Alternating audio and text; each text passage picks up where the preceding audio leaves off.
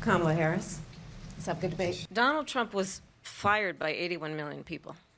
So let's be clear about that. And clearly he is having a very difficult time processing that. World leaders are laughing at Donald Trump. I have talked with military leaders, some of whom worked with you, and they say you're a disgrace.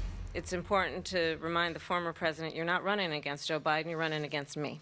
The alliances we have around the world are dependent on our ability to look out for our friends and not favor our enemies because you adore strongmen instead of caring about democracy. I'm going to actually do something really unusual, and I'm going to invite you to attend one of Donald Trump's rallies because it's a really interesting thing to watch.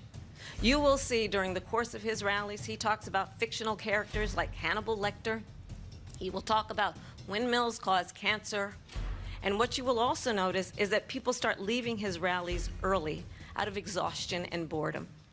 And I will tell you, the one thing you will not hear him talk about is you. I absolutely support reinstating the protections of Roe v. Wade. And as you rightly mentioned, nowhere in America is a woman carrying a pregnancy to term and asking for an abortion. That is not happening. It's insulting to the women of America. And understand what has been happening under Donald Trump's abortion bans. Couples who pray and dream of having a family are being denied IVF treatments. What is happening in our country? Working people, working women who are working 1 or 2 jobs, who can barely afford childcare as it is, have to travel to another state to get on a plane sitting next to strangers to go and get the health care she needs. Barely can afford to do it, and what you are putting her through is unconscionable. And the people of America have not, the majority of Americans believe in a woman's right to make decisions about her own body, and that is why in every state where this issue has been on the ballot, in red and blue states both, the people of America have voted for freedom.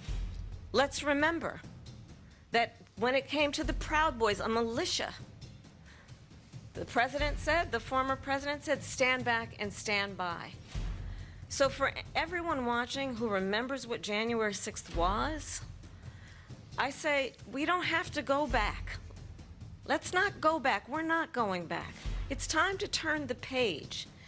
And if that was a bridge too far for you, well, there is a place in our campaign for you to stand for country, to stand for our democracy, to stand for rule of law. I mean, honestly, I think it's a tragedy that we have someone who wants to be president who has consistently, over the course of his career, attempted to use race to divide the American people. You know, I do believe that the vast majority of us know that we have so much more in common than what separates us, and we don't want this kind of approach that is just constantly trying to divide us, and especially by race. And let's remember how Donald Trump started. He was land, he owned buildings, and he was investigated because he refused to rent property to black families. Let's remember, this is the same individual who took out a full-page ad in the New York Times calling for the execution of 5 young black and Latino boys who were innocent, the Central Park 5. Took out a full-page ad calling for their execution. This is the same individual who spread birther lies about the first black president of the United States. And I think the American people want better than that, want better than this. So I think you've heard tonight 2 very different visions for our country. One that is focused on the future, and the other that is focused on the past, and an attempt to take us backward. But we're not